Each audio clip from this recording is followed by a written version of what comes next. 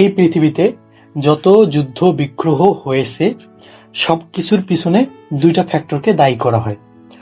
তার মধ্যে একটা ফ্যাক্টর হলো দেশ বা মাটি, আর একটা ফ্যাক্টর হলো নারী। যেমন যদি আমরা ইতিহাসের দিকে দেখি, যেমন আমরা যদি ধর্মের দিকেই দেখি, তাওরাত যেটাকে বলা হয় ওল্ড টেস্টামেন্ট, ওল্ড টেস্টামেন্টে একটা গল্প আছে। সেই গল্পটা হলো মানব জাতির প্রথম হত্যাকারী হলো কাইন, যে তার ভাইকে হত্যা করে। কেন হত্যা করেছে? এই হত্যাকাণ্ডের পিছনে একটা মেয়েকেই দায়ী করা হয়েছিল, যে ওই মেয়েকে পাওয়ার জন্য দুজনেই সমানভাবে লড়াই করতেছিল এবং এক সময় তখন কুরবানির ব্যবস্থা ছিল। কুরবানি দেওয়ার কারণে দেখা গেল কাইনের ভাগ্যে ওই মেয়েটা জুটল না, যার ফলে কাইন তার ভাইকে হত্যা করলো। আবার আপনি দেখেন, যদি আমরা হোমারের গল্পে দেখি, হোমার যে ট্রয় নগরীর যুদ্ধের ঘটনা লিখেছে, সেই হোমারের গল্পে যদি আমরা দেখি, একটা মহাকাব্য ইলিয়াড এবং ওদিসি, সেখানে যদি আমরা লক্ষ্য করি দেখা যাবে যে ট্রয় নগরীর ধ্বংসের পিছনে কে দায়ী? হেলেন নামের একজন নারী, যাকে অপহরণ করে নিয়ে যাওয়া হয়েছিল জন্যেই ট্রয় নগরীর ওই যুদ্ধটা বেঁধেছিল, অন্যথায় ওই যুদ্ধটা বাধ্য না। এভাবে বাংলাদেশের মুক্তিযুদ্ধের পিছনে দায়ী কে?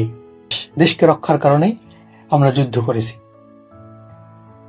যেমন ধরেন মহাভারতে যে কুরুক্ষেত্রের যুদ্ধ হয়েছিল, সেই যুদ্ধের পিছনে কে দায়ী?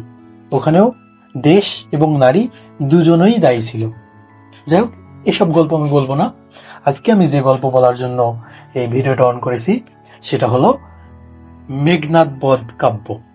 মেঘনাদ বধ কাব্য বলার আগে আমি আমার পরিসংখ্যানের একটা টার্ম বলি। টার্মটা হলো সাফিসিয়েন্ট স্ট্যাটিস্টিক্স। এই সাফিসিয়েন্ট স্ট্যাটিস্টিক্স এমন একটা জিনিস যেখানে আপনার কাছে হিউজ ইনফরমেশন যদি থাকে, তাহলে আপনি একটা বেটার সলিউশন দিতে পারবেন, বেটার একটা রেজাল্ট দিতে পারবেন।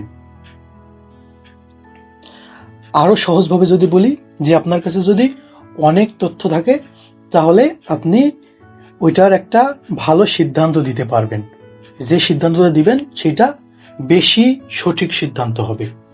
আর যদি আপনার কাছে কম তথ্য থাকে, তাহলে সিদ্ধান্তটা কম হবে। এটা হলো সাফিসিয়েন্ট স্ট্যাটিস্টিক্স। যদি আমি আরো সহজভাবে বলতে চাই, যে আপনার কাছে এমন ডেটা থাকবে, ওখান থেকে যদি আপনি একটু পরিমাণ ডেটাও নেন, তাহলেও দেখা যাবে ওই ডেটাটা পুরা ডেটাকে রিপ্রেজেন্ট করতেছে। এটা হলো সাফিসিয়েন্ট স্ট্যাটিস্টিক্স। আরো সহজভাবে বলতে গেলে, ধরেন একাধিক কলা আছে, একটা কলা না, দুইটা কলা না, একাধিক কলা থেকে যদি আমি একটা কলা নিই, ওটাও আমি বলতে পারবো যে এই কলাটা একাধিক কলা থেকে আমি নিয়েছি। এটা হলো সাফিসিয়েন্ট স্ট্যাটিস্টিক্স। এই সাফিসিয়েন্ট স্ট্যাটিস্টিক্স এর একটা সুবিধা কি জানেন?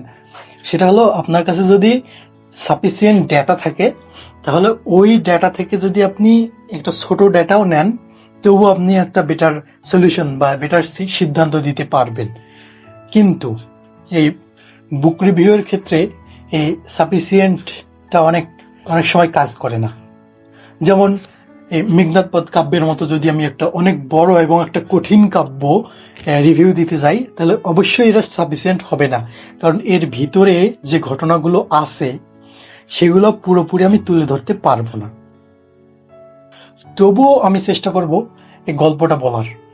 সাফিসিয়েন্ট স্ট্যাটিস্টিক্সের কথাটা আমি এজন্যই বললাম যে কোন একটা বই যদি কেউ একটা বা দুইটা বই পড়ে, তাহলে তার মধ্যে যে থিঙ্কিং লেভেলটা হবে, আর যে 500 বা 600টা বই পড়েছে তার থিঙ্কিং লেভেলটা অন্যরকম হবে। ঠিক সেইভাবে আমি এক সময় কাউন্সিলিং করতাম মানুষের, বিশেষ করে ইমোশনালি ব্রেকডাউন পার্সনদের। তাদের ক্ষেত্রে একটা কমন জিনিস আমি দেখেছি, যে যারা ভিকটিম, নিজেদের কোনো দোষ নাই, তারা সবসময় অন্যের দোষ দিচ্ছে, এজন্যই তারা ডিপ্রেসড।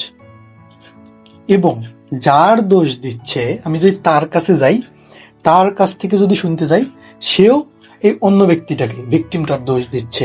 তার মানে একে অপরের দোষ দিয়েই যাচ্ছে। এক্ষেত্রে আমার কি করার আছে? এক্ষেত্রে আমি থার্ড পার্সন হিসেবে একটা ডিসিশন দিব যে আসল দোষটা কার। যদি আমি মাইকেল মধুসূদন দত্তের মেঘনাদবধ কাব্য পড়ি, যখন পড়ছি তখন আমি একটা জিনিস রিয়েলাইজ করেছি, সেটা হলো দেখা গেল যে মেঘনাদকে যখন হত্যা করা হয় তখন মাইকেল মধুসূদন দত্ত লিখেছেন যে এটা অন্যায়ভাবে হত্যা করা হয়েছে। আবার যদি রামায়ণ পড়েন সেখানে দেখবেন যে ওটা ন্যায়সঙ্গত হত্যা। আমাদের কাজ দুই পক্ষের পড়াশোনা করা বা দুই পক্ষের কথা শুনে একটা সিদ্ধান্তে পৌঁছা।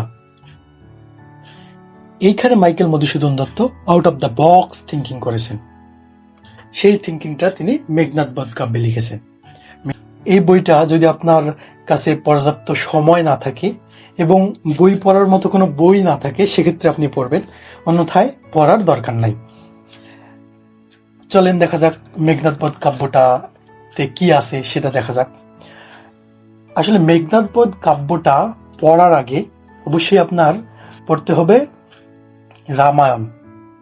রামায়ণের গল্প না জানলে মেঘনাদবধ পড়ে লাভ নেই, বুঝবেন কম আর কি।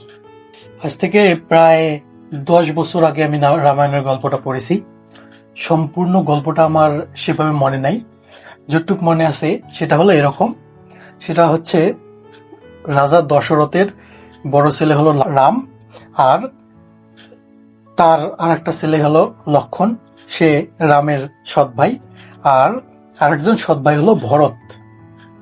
ভরতের মা কূটনীতি করে রামকে বনবাসে পাঠায়, সাথে লক্ষণও চলে যায় এবং সীতাও চলে যায়।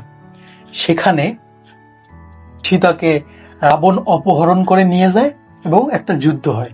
সেই যুদ্ধে লঙ্কা ধ্বংস হয়ে যায় এবং সীতা উদ্ধার হয়। এটা হলো রামায়ণের গল্প। এবার আমরা আসি, দেখি মেঘনাদবধ কাব্যে মাইকেল মধুসূদন দত্ত কি লিখেছেন। এই কাব্যে উনি রাবণকে প্রধান চরিত্র হিসেবে ধরেছেন, আর রামকে প্রধান চরিত্র হিসেবে ধরা হয়নি। রাবণের যে বৈশিষ্ট্যগুলো ছিল তার মধ্যে একটা বেস্ট বৈশিষ্ট্য, একটা খুব ভালো বৈশিষ্ট্য হলো দেশপ্রেম। অবশ্যই যুদ্ধটা হয়েছে একটা নারীর জন্য, একটা না দুইটা নারীর জন্য, সুপর্ণখা রাবণের বোন আর রামের স্ত্রী, এই দুজনের জন্য যুদ্ধটা হয়েছে। মূলত যুদ্ধটা হয় রামের স্ত্রী সীতার জন্য। ওইদিকে আমরা যাব না। আমাদের এই কাব্যে যা আছে সেটা হলো মেঘনাদকে বধ করা পর্যন্ত, তারপর মেঘনাদকে দাহ করা এবং মেঘনাদের স্বর্গে যাও, তার আগে পর্যন্ত যুদ্ধ হচ্ছে। যুদ্ধের মধ্যে রাবণের ভাই কুম্ভকর্ণ মরে গেল, তারপর রাবণের ছেলে মরে গেল। যাওয়ার পরে এই মেঘনাদকে রাবণ যুদ্ধে পাঠাবে। প্রথমে রাবণ ভাবছিল যে আমার প্রতি তো দেবতাদের রোষানল আছে। এটা মজার ব্যাপার, রাবণের প্রাসাদে কিন্তু লক্ষ্মী দেবী বাস করতেন। দেবতাদের রোষানল আছে আমার প্রতি, এটা রাবণের চিন্তা। তাহলে আমার এই ছেলে মানে হচ্ছে মেঘনাদকে আমি হারাতে চাই না। কিন্তু মেঘনাদ তো একজন বীর পুরুষ, বীর যোদ্ধা, ওনাকে বলা হয় ইন্দ্রজিৎ, দেবতা ইন্দ্রকে যে জয় করেছে, সে তো যাবেই যুদ্ধে। আর তার দেশে বাইরের মানুষ এসে যুদ্ধ করতেছে, এটা হলো মেইন ফ্যাক্ট। সে তো যুদ্ধে যাবেই, তার থেকে কাপুরুষের মতো প্রাসাদে বসে থাকার তো কোনো মানেই হয় না। সেজন্য সে নিকুম্ভিলা যজ্ঞাগার নামে একটা যজ্ঞাগার আছে, একটা বলা যায় মন্দির আছে, সেখানে তারা অগ্নি দেবতার পূজা করে যুদ্ধের আগে সব সময়। যদি অগ্নি দেবতার পূজা করার পর তারা যুদ্ধে যায় তাহলে সে যুদ্ধে কখনো তারা হারবে না।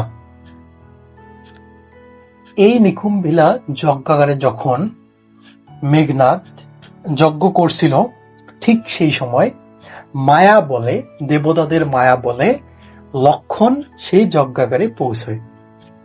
পৌঁছানোর পরে তখন লক্ষণ মেঘনাদকে আহ্বান করে যুদ্ধের জন্য। মেঘনাদ বলল যে আমি এখন মন্দিরে আছি, মন্দিরে যুদ্ধ হয় না, যুদ্ধ হয় যুদ্ধক্ষেত্রে।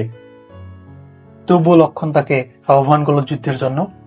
তখন মেঘনাদ রাগ হয়ে তার প্রতি একটা গদা বা ডাম্বেল যেটাকে বলে, গদা বা ডাম্বেল ছুঁড়ে মারল। এতে লক্ষণের একটু আঘাত লাগলো। এরপরে লক্ষণ উঠে আবার তার সাথে যুদ্ধ করা শুরু করলো। ওই সময় একটা ছোট যুদ্ধ লেগে গেল। সেই সময় পিছন থেকে লক্ষণ তাকে আঘাত করে, এই মেঘনাদকে, যার ফলে মেঘনাদের মৃত্যু হয়।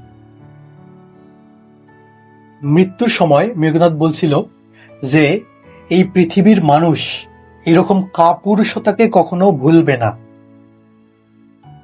এই জিনিসটাই মাইকেল মধুসূদন দত্ত মেঘনাদবধ কাব্যে তুলে ধরেছেন। এরপরে কি হলো? এরপরে রাবণ তো সেই রেগে গেছে, তার ছেলেকে হত্যা করা হয়েছে, তার শাস্তি হত্যার বিরুদ্ধে হত্যা। এজন্য সে আবার যুদ্ধে আহ্বান করলো রামচন্দ্রকে। যুদ্ধক্ষেত্রে গিয়ে দেখলো যে দেবতারা সবাই যুদ্ধক্ষেত্রে এসে গেছে। প্রথমে রাবণ দেবতাদের হারালো, তারপরে রামচন্দ্রের কাছে গেল। রামচন্দ্রের কাছে গিয়ে বলল যে সে এখন রামচন্দ্রের সাথে যুদ্ধ করতে চায় না, রাবণ চায় লক্ষণের সাথে যুদ্ধ করতে। এরপর লক্ষণের সাথে যুদ্ধ করতেছে। লক্ষণও তো অনেক ভালো যোদ্ধা। যুদ্ধ করতে করতে এক সময় রাবণ বলছিল যে তুমি তো অনেক ভালো যোদ্ধা, কিন্তু এরকম কাপুরুষতা না করলেও পারতা। এরপরে এক সময় রাবণ লক্ষণকে মেরে ফেলে। এরপরে আবার দেবতাদের মায়া বলে সঞ্জীবনী গাছের শিকড়ের মাধ্যমে অথবা মূলের মাধ্যমে লক্ষণ আবার জীবিত হয়। সেই সময় রাবণ দেখলো যে আসলে দেবতাদের রোষানল থাকলে সেখানে আর জেতা সম্ভব হয় না। রাবণ রামচন্দ্রকে বলল যে সে আসলে তার ছেলের শেষকৃত্য করতে চায়, এজন্য কিছুদিনের জন্য যুদ্ধবিরতি থাকুক। এরপর যুদ্ধবিরতি হয়। রামচন্দ্র তার কিছু সৈন্যকে পাঠিয়ে দেয় মেঘনাদের শেষকৃত্য পালন করার জন্য। শেষকৃত্যটা পালন হয়ে যায়। এরপর আবার যুদ্ধ হয়। যুদ্ধের মধ্যে রাবণ হারে এবং রামের জয় হয়। এই পর্যন্তই মূলত মেঘনাদবধ কাব্যটা লেখা। এই মেঘনাদবধ কাব্য যদি পড়বেন, পড়ার সময় একটা কথা বারবার মনে হবে, একটা ঘটনা, একটা যুদ্ধের ঘটনা, আর একটা মহাকাব্যের ঘটনা। সেটা হলো হোমারের সেই ইলিয়াদ আর ওডিসিয়াস। ইলিয়াদ আর ওডিসিয়াস, যেমন ধরেন ওডিসিয়াস যখন বাড়ি ফিরছিল তখন বারবার দেবতাদের রোষানলে পড়ে তার বাড়ি ফিরতে 20 বছর পেরিয়ে যায়। এই ঘটনাটা ইলিয়াদের ওডিসিয়াসে আছে। তারপর যখন মেঘনাদবধ কাব্য পড়বেন, ওইখানে একটা ঘটনা এরকম, যখন লক্ষণের মৃত্যু হয় তখন রাম পাতালপুরীতে যায়, গিয়ে লক্ষণের বেঁচে ওঠার উপায় জেনে আসে। রামের পিতার কাছ থেকে সে লক্ষণের বেঁচে ওঠার উপায় জেনে আসে। এই ঘটনার সাথে হোমারের যে ইলিয়াদ এবং ওডিসিয়াস আছে, ওডিসিয়াসের বাসায় ফেরার উপায়টা আসলে ওডিসিয়াস পাতালপুরীতে গিয়ে জেনে আসছিল যে এইভাবে সে বাসায় ফিরতে পারবে, অন্যথায় তার পক্ষে ফেরা সম্ভব নয়। মোটামুটি দেখা যায় মহাকাব্য যেগুলো আছে সেগুলো মোটামুটি কাছাকাছি ধরনের। যাই হোক, ধন্যবাদ এত কষ্ট করে এত বড় একটা ভিডিও দেখার জন্য। আবার বলছি, যদি আপনার কাছে পর্যাপ্ত সময় না থাকে এবং ধৈর্য না থাকে এবং পড়ার মতো কোনো বই না থাকে, সেক্ষেত্রে আপনি এই বইটা পড়তে পারেন, অন্যথায় পড়ার দরকার নেই।